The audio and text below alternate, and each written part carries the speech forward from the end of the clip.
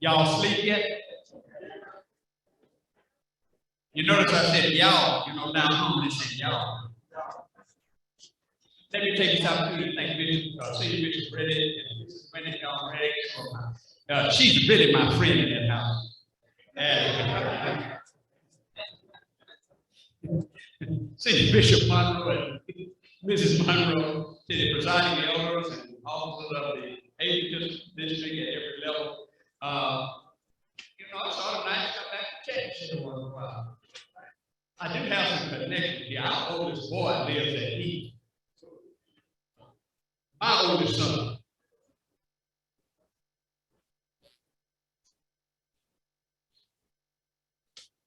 He teaches in the Plano system. ROTC after retirement. From the military. 3 wars. And I don't like to talk about it because it was a tough time for us. But I have a connection in Texas. So y'all forgive me, I'm just from the country, and we just show our emotions without feeling it. He just said it's a song. Mental health and the African American church community. I came to this because I have a brother who pastors in Rochester, New York, and he asked me to do his fall lecture last year, and he wanted to talk about mental health.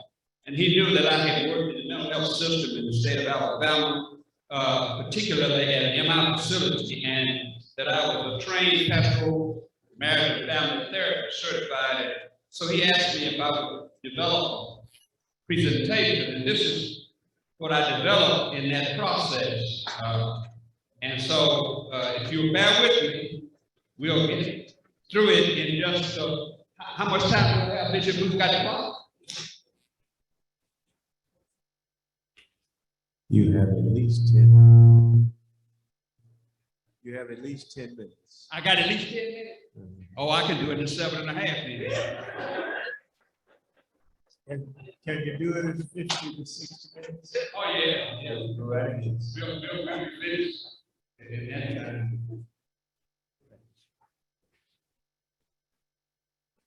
Dr. Greg Johnson writes this statement as I was doing research that struck me at a very deep level. He said that the Black church struggles with the stigma of mental health due to past and present experiences with institutionalized racism in America. Black church leadership and their members have been apprehensive to collaborate with the mental health agencies. However, the Black church is positioned to be a pivotal partner in supporting mental wellness in the African American community. In the community. So you have this opportunity. Feel privileged. And that crippling effect causes people not to take advantage of the resources and programs that offer real help. The Tuskegee Project and others, and I mention that because all of the research I did, all of them talked about the Tuskegee Project. And if you don't know what the Tuskegee Project was, it was a project that dealt with giving African American male siblings, promising them health care, and they did nothing. But that study, along with some other studies, causes fear in our community. The idea that we should not engage people that have mental illness looms large in the African American community. The African American church is fundamental is frustrated by and engaging in fear tactics among congregants. Not all churches and not all congregations fit this mold, but the prevailing idea that prayer and faith can solve all mental and physical ailments has deterred persons from seeking medical help for mental illness. Just pray, child, you'll be all right. Well, that's what we said. Just pray, child, you'll be all right. Lisa Sutton, one of the persons I took some notes from her research for her PhD, and this is a new field of study that has just come along in the last 3 or 4 years, and there's not a lot of writing, but she took this statement: as the awareness of mental health and mental illness issues become more of a necessity for conversation in the church, the Black faith community holds strong to the belief that anxiety and depression are due to the lack of one's prayer life and faith in Jesus Christ to heal them. And that's what she said. When African American congregations acknowledge that there's more that needs to be done, that is a breakthrough moment. Jesus delivered and believed in mental health. Not only did Jesus heal the man in the tombs, but he sent him home. I want to suggest that Jesus sent him home so that others in his family and his community that faced similar situations could see that it's all right to get help. As the arm of Jesus stretched out to the world, the African American church must not relegate all that people are dealing with in mental illness to the realm of demons. John, he just got a demon. Demons do exist, and they do plague us because we're human. But there are other factors that can affect a person that may not be demonic at all, but an imbalance in the immune system. If we are to be the real arms of Jesus as a church in the world, we must take on the real character of Jesus. That means we must see people as worthwhile. Research shows that much of what we call crazy in humans is related to medical conditions and are treatable. All of us got a little craziness in us.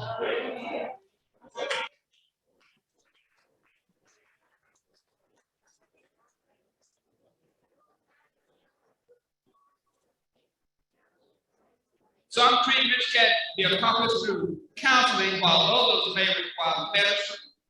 For that reason, one should not attempt to treat an illness if they are not or have not been properly trained.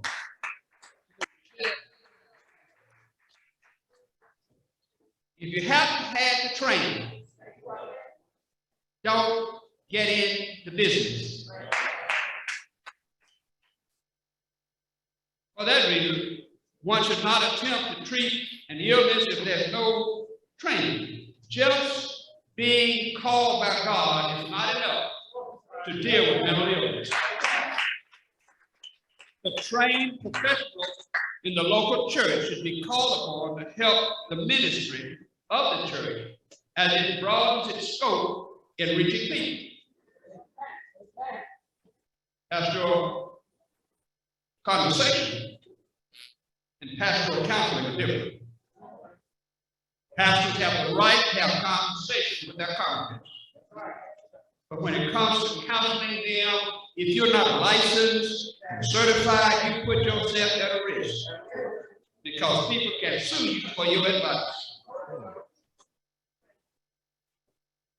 You can have the conversation. That's good. You should have. I heard the preachers before me talk about engaging people. But when it comes to saying, oh, I'm going to give you some counseling, be careful. Because if you don't have a master's degree in some counseling area and you're not certified by the state and have some insurance, Yes, counselors are required to carry liability insurance because they do get sued. The trained professionals in the local church be called upon help the ministry of the church as it broadens its scope in reaching people. I state this at the outset of the discussion because too many congregants have been dealt a tremendous blow by unprofessional attempts to give help or to guide persons toward holiness.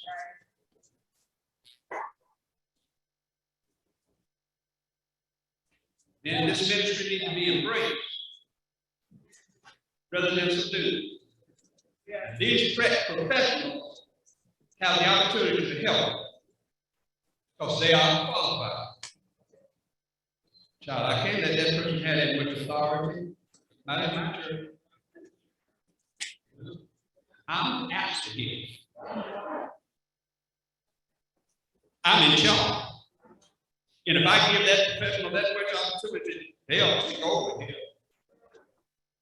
They don't like the bottom of people. I know that don't sound good, but it sure happens. We have people sitting in our pews who do all kinds of things, but we stifle them because we are afraid of them. God didn't call us to know it all. Many ministers do not recommend home health treatment for their parishioners because they can use them to their own purpose.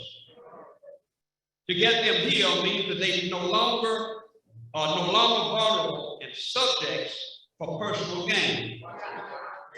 For example, the person that had a spirit that Paul rebuked, and our owners got angry at Paul, is the best example I can give.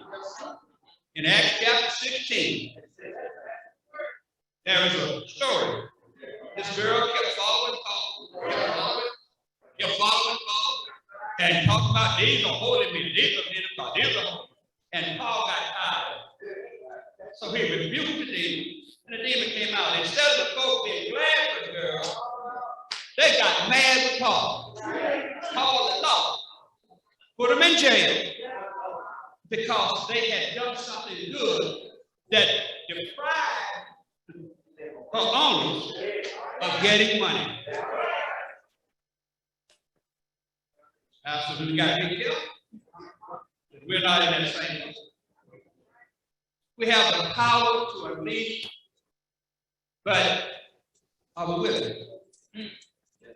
In too many cases, the church overlooks abnormal behavior because it might cost a loss of substantial revenue to the church.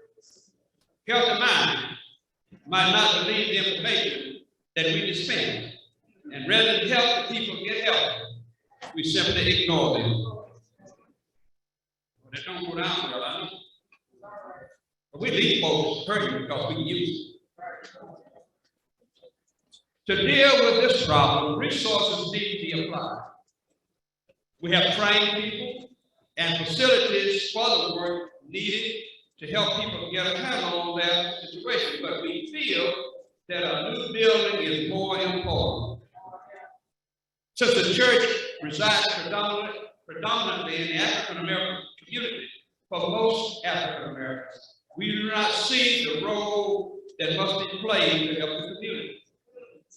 There is no need for people to wander along our streets talking to themselves without the church reaching out to them.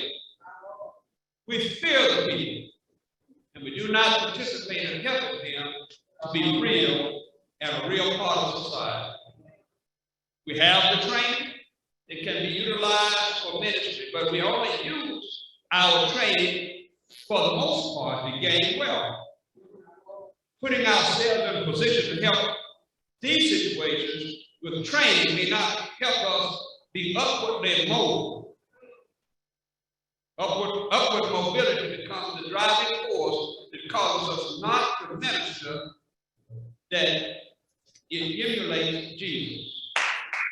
The end results are that we write people off who cannot pay the price for our service.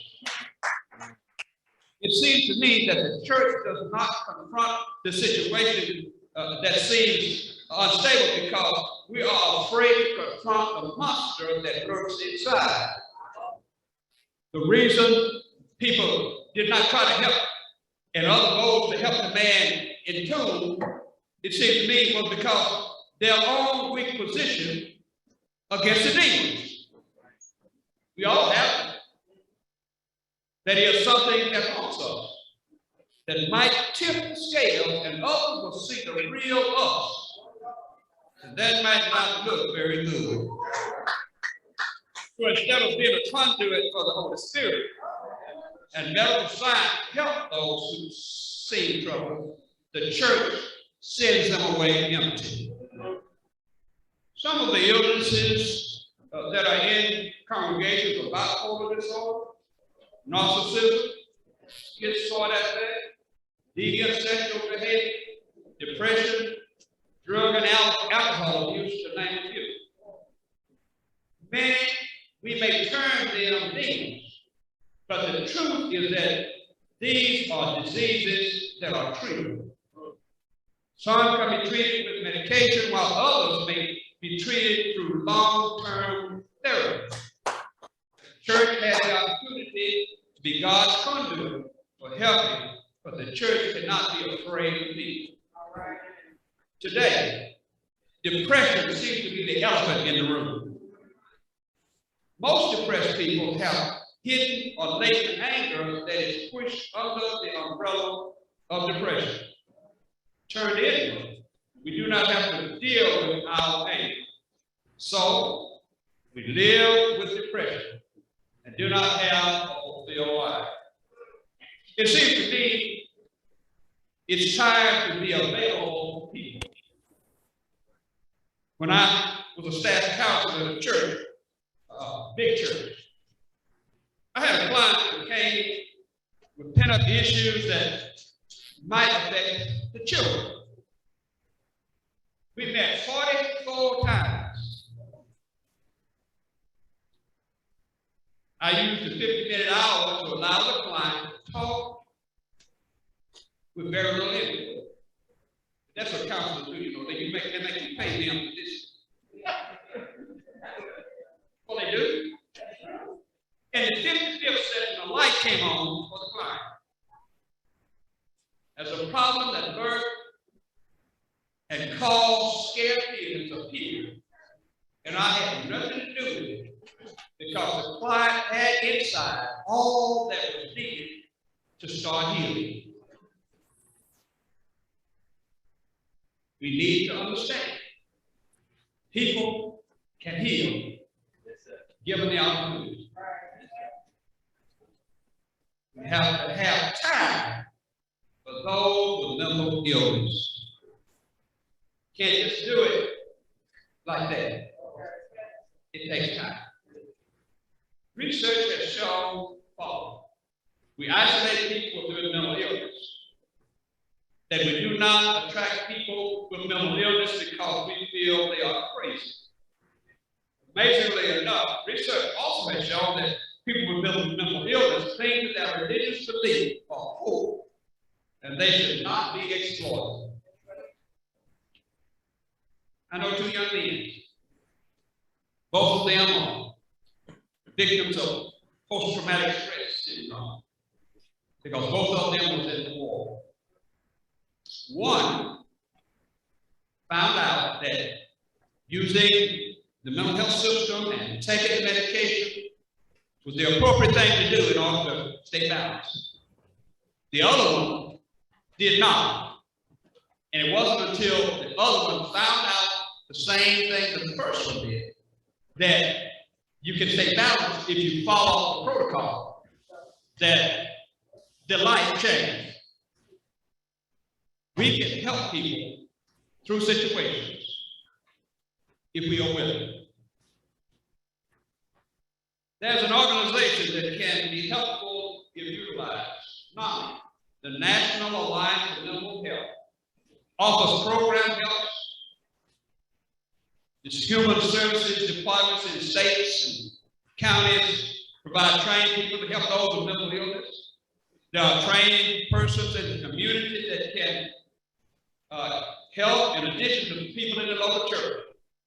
We cannot afford to say that the church has no responsibility in these matters.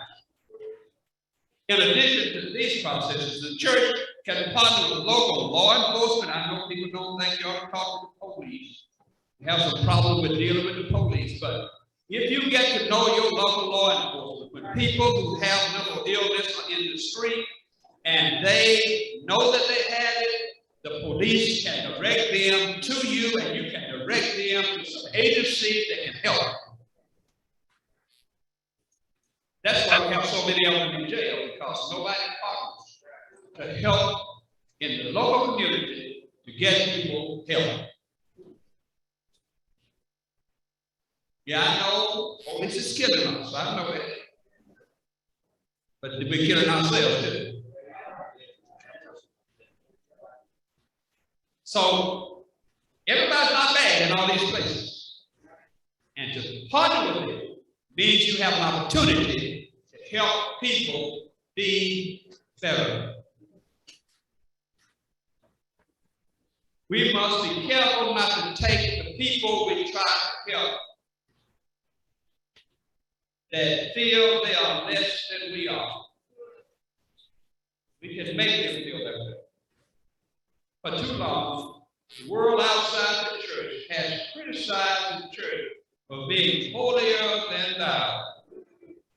That is, we're seen as a fraud or false because we preach all are equal in the sight of God, but we do not hold all people as equal in our daily activities.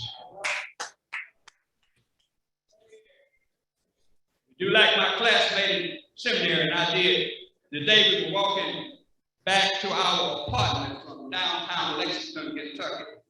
I went to the old seminary west of the Alleghenies. There was a man sitting on the corner that we had to cross. You know how folks sit on the corner. The closer we got to the man, the faster my classmate walked. I was with him, so I just kept up the pace. The closer we got to him, the faster he walked. It was only after we crossed the street and I had a chance to reflect that I realized that we walked faster to hurry by the person on the corner. We missed an opportunity to share a word of help and hope to the man. How many times do we walk past people and not offer a word of help or a word of hope? In our world today, the need to recognize that people need help and the need to help is greater than ever.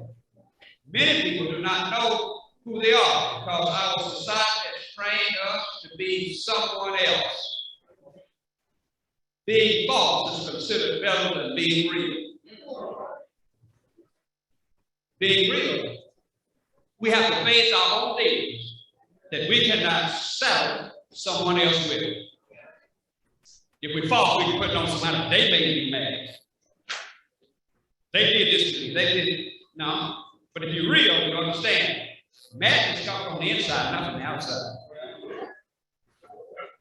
If you get mad, it's you. It's not what somebody done to you. And you see, we forget that anger has two sides. It has a positive side and a negative side. You can take the positive side and do something worthwhile. While when you take the negative side, you can always do something negative. We don't like to face it, right? So we don't like to face stuff that's according to the Department of Health and Human Services Office, African Americans are 20% more likely to experience serious mental health issues than the regular population, but are less likely to initiate treatment and will terminate treatment early. This was recorded in research by Big College. We don't get it in the first place. And when we do, we quit. Lisa Sutton again, in her dissertation, presents some interesting facts about mental health as a part of the church that does not play in coping as a religious community in the African American church.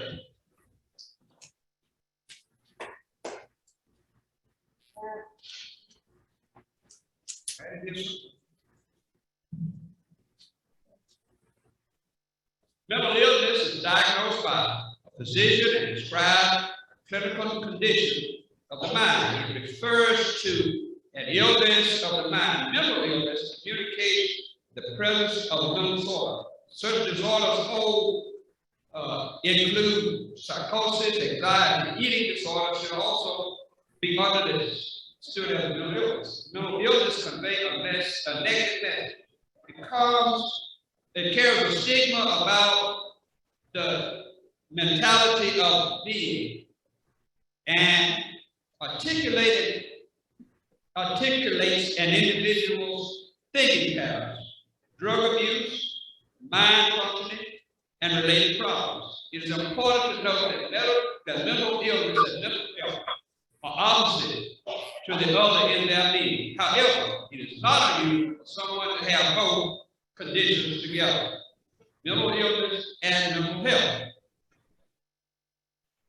Between 15 and 20% of people with mental illness and their family members believe that they can live a successful life as a Christian if they're stable. Understand, it got to be stable. About 28% of mental illness patients agree that the diagnosis hurt their ability to function like a Christian.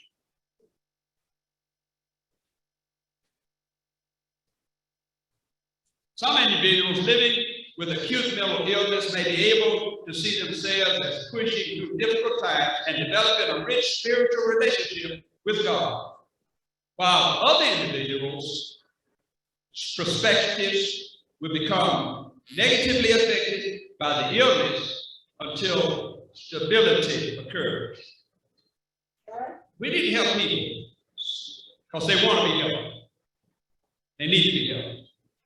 The need for healthy crisis coping skills for mental health mirrors those by persons suffering with grief and loss. The most important one being allowing people to talk out, act out, struggle they have with mental illness without the church condemning them. Dr. Edward P. Wimmerly, noted pastoral counselor and professor, coined the healthy crisis coping phrase in his book, Pastoral Care in the Black Church, which is an idea for clinicians dealing with families in grief. It seems to me that the idea can be extended to people with mental illness in the African American church. We help them through their crisis by helping them cope with that situation. We can also draw from Dr. Elizabeth Kubler-Ross' idea of grief and loss, the process she gives, which means for helping parishioners through grief and loss. The stages of grief are denial, anger, bargaining, depression, acceptance. All these stages show up in people who have used the church as a whipping boy for their anger, aggression, and depression. You know, some folks don't come to the beach until they can be mad. They come, they can't do it at the house. So they bring it to the church. I'm just being real. And if you ask some of the folks what they do at church, if they did it at the house, nobody cares. No, I can't do that at the house. So the church becomes a whipping boy. They come and they throw out all that stuff. blame the preacher, blame that old steward. You know, them folks. That's what they said, them folks. But if we take the process of dealing with anger and grief and denial, we can help people move to acceptance in that process.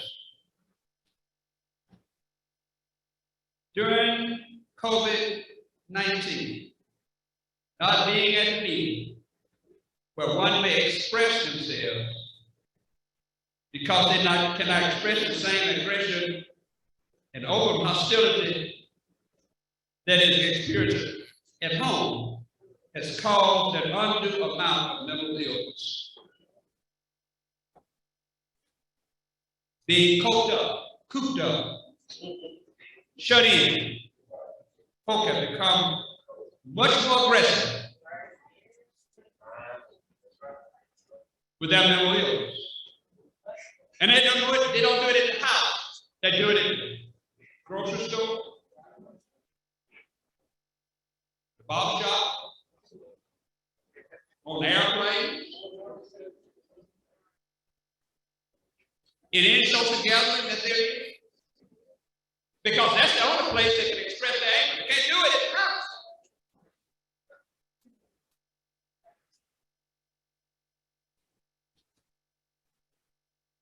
There are some studies and research writings on the African American church and mental health that did not exist 20 years ago. We need to use the resources to help our community be healthy. Clinical depression is the most common culprit, and we see it when we see gangs, black-on-black crime, suicide among young people, domestic violence, and the like. There are real helps and possibilities for our community to change if the African American church helped remove the stigma that has plagued our community since Malcolm called us crazy. It's called post-traumatic slave syndrome. Post-traumatic, you talk about post-traumatic stress syndrome. Post-traumatic slave syndrome. Since slavery has a certain amount of sway on the African American community that is carried over into the church. We must come to grips with this and similar issues if we are to have a healthy community in the church and in the world. Research concluded that the African American clergy have a unique place in their communities and have the leverage and persuasion and influence that should be geared toward helping the African American community find resources and help meet the needs of persons suffering mental illness. We ought to be busy doing it. We really ought.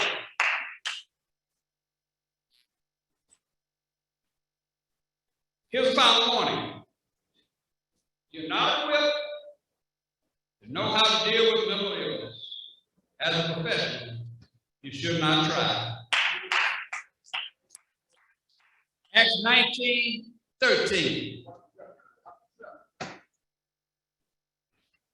Some folks went out pretending that they knew how to do certain things, talking to folks trying to exercise, all this. They thought they were on the road. Demons spoke up, look, Jesus I know, and Paul I know, but I don't know you. And the text says the demons jumped on them and beat them until they were naked. If you get out there trying to do this without knowing what you're doing, you're subject to that kind of results.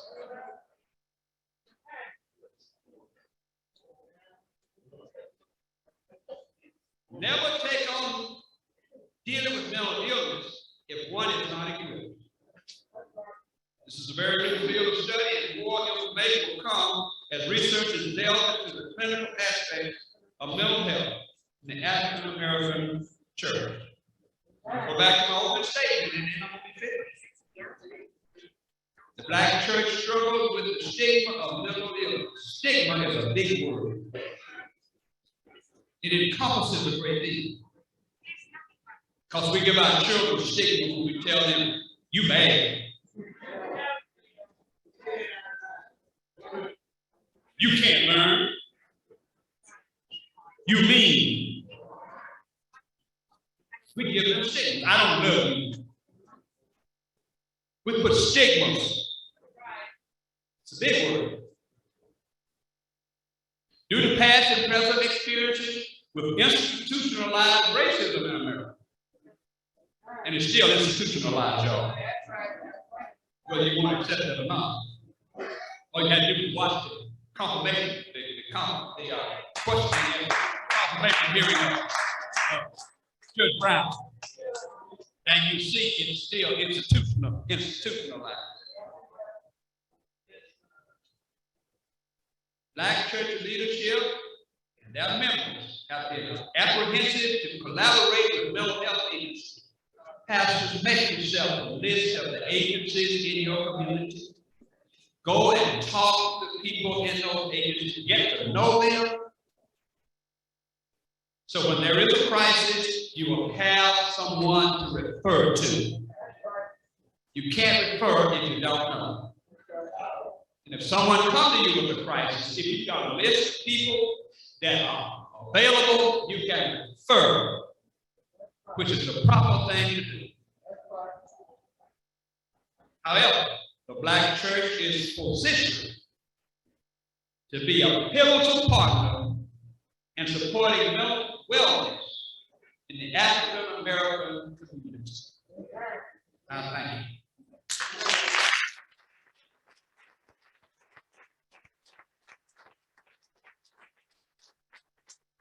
Anybody have any questions for Reverend Douglass? Yes, Reverend Richard.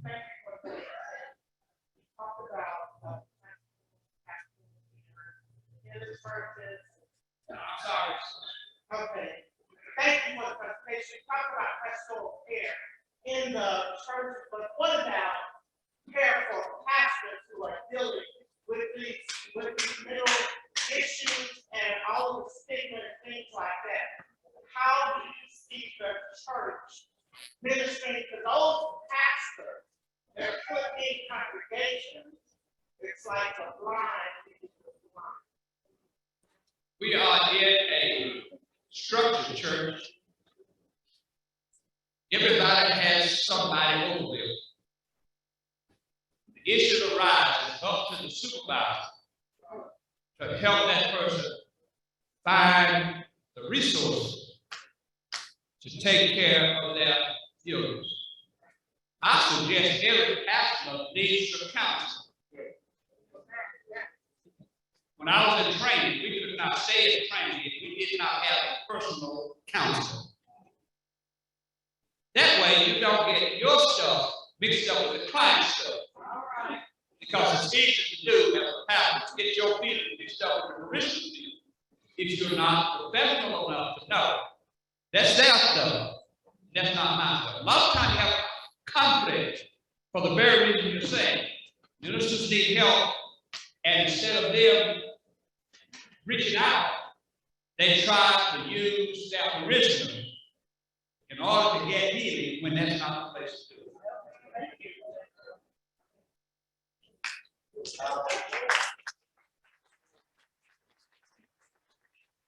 Any other questions for Dr. Douglass? Dr. Douglass?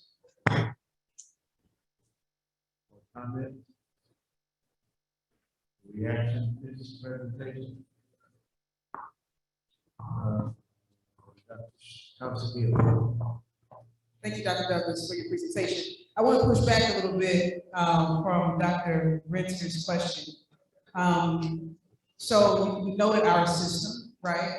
I think I'm asking you, what is a safe alternative to not having to climb the ladder when you're having a mental health issue? So where job security is a concern, or where you can feel safe, right? So you know our system, you lifted up, right, the structure of our system. And so I think that that's a fair question for our content. Safe process. Recognize you're having a problem. Find someone you trust. Talk to them. Ask them to help you find what you need in the way of treatment. If you are afraid of your supervisor. I'm just being honest. And some priests are scared of the elder, and they're scared of the bishop. And they need help, but they won't go and talk to them. And sometimes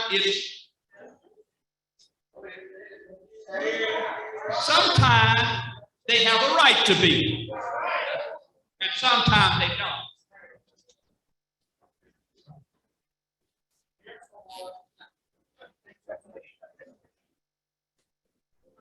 If they have developed a list of persons in their congregation, for their congregation, why not use the resource for themselves?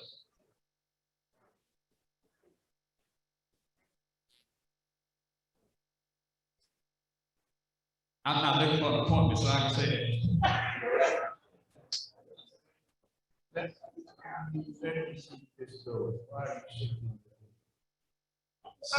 Say.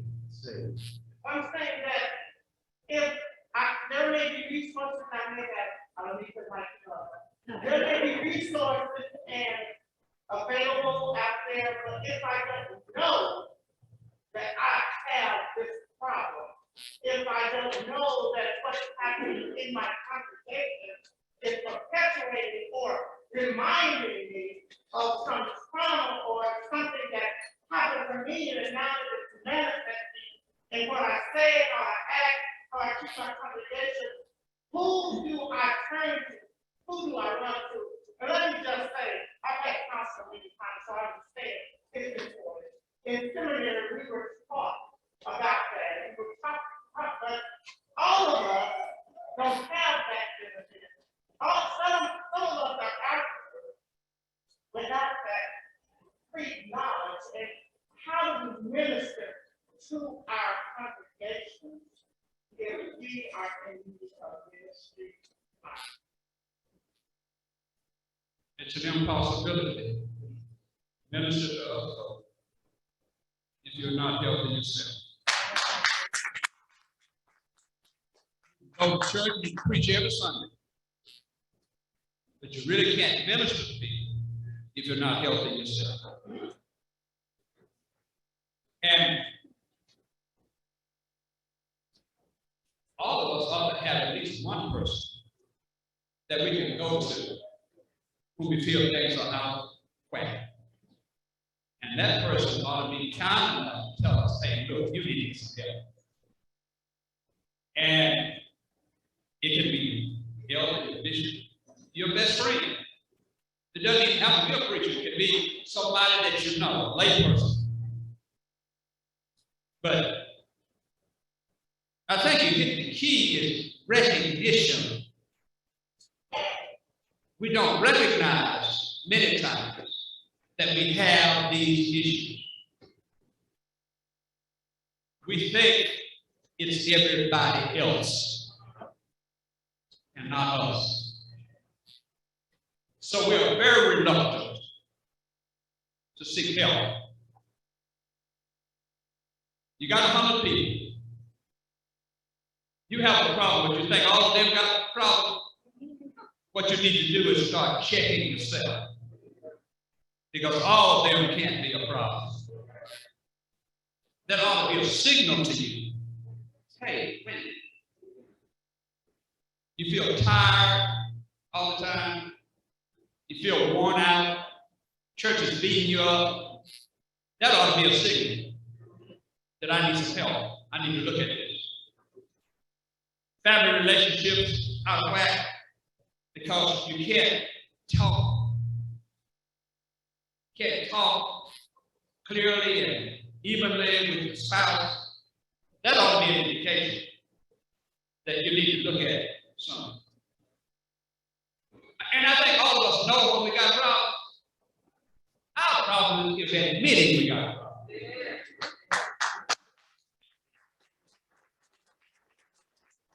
We don't like to admit it. Because admission means folks gonna look at me different.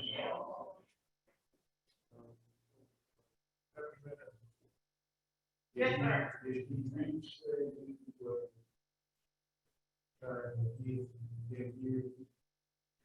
I think his reason is hard to get in this situation.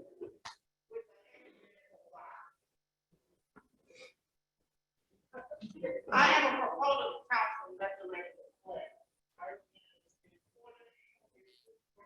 Mentally, for your marriage and for your children, it's just good to be stable. But I say, if I have an elder, I love my elder, I guess he loves me. He does. That I can go to, let me say, and I can talk to them, real talk. In the ministry, that I can talk to them and talk to them real talk.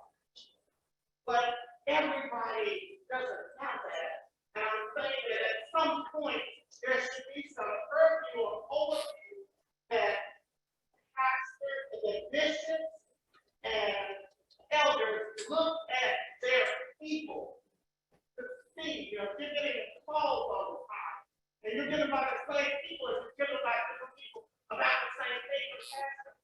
There should be some kind of educational component in there that they will have some insight to be able to look at that thing. Maybe we are not just switch like that. Situations like that.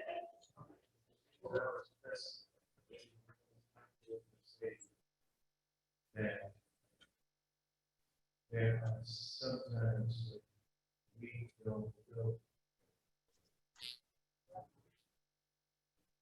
So we don't. Is that what you was?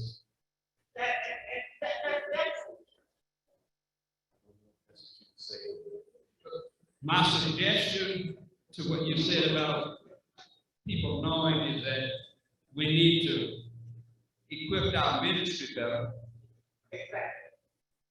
And one of the ways that we do that is allowing them the opportunity to train, whether they become a counselor or not, to train in the process of DSM-5, which is the diagnostic manual for clinical diagnosis. And I think the leadership would be best to do it so that they can recognize. So, I mean, there's a lot to go into being able to recognize what that is. Now we started like 4 days.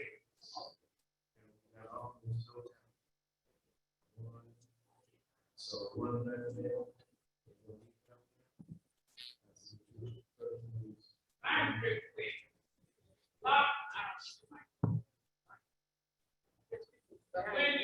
When COVID-19 hit, you know, I'm a people person. I was used to being out and about. I got depressed.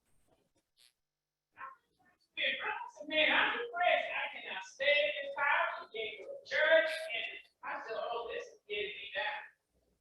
I wouldn't work. So I wouldn't work. That's all. At least I could get out of the house. That helped me. But I ended up having to go talk to somebody. But I said, this is just, you know, for a long time, you couldn't go to church. And I know you said we did leave the church.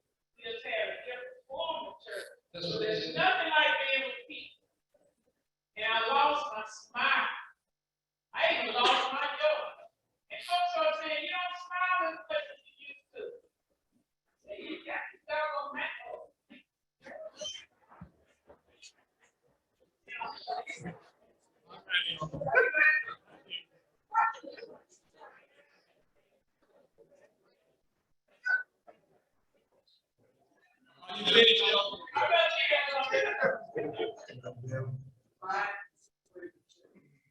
And it is for leadership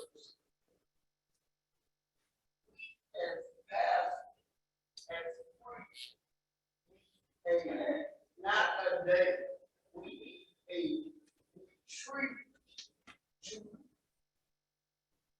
connect, that we can discuss our own.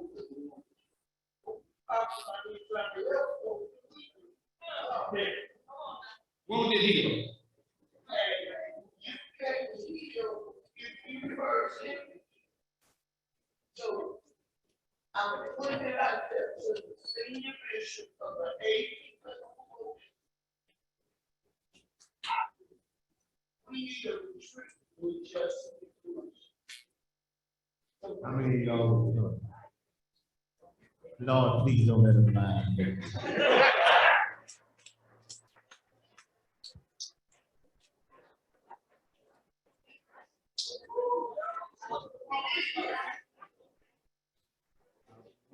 See. I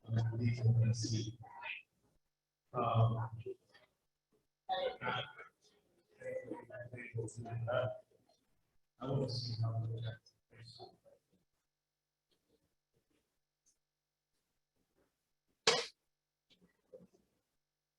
young man.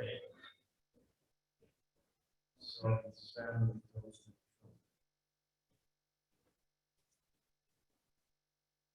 when they put on the farm that they were sharing. When did he know how much that affected his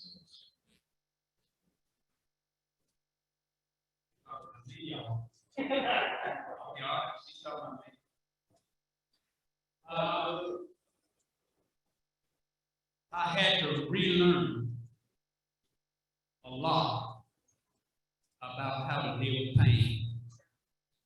So I went to seminary and I did pastoral care and counseling in seminary. I also did the CBE program, and I was trained for 2 years in pastoral care and counseling, pastoral marriage and family therapy. And it took a lot of time to revamp the fact that you can work your way through pain. And how old were you with that? I was like 12.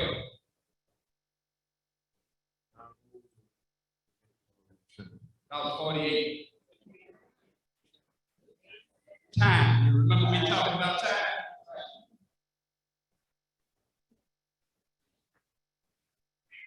I think that's a part of what Reverend Richard was talking about. That's what I heard. That sometimes you don't even know why this is on. It's to help you learn.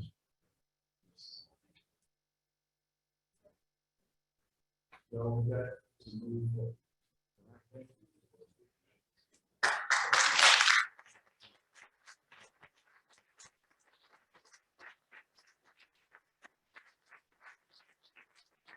Give God the credit.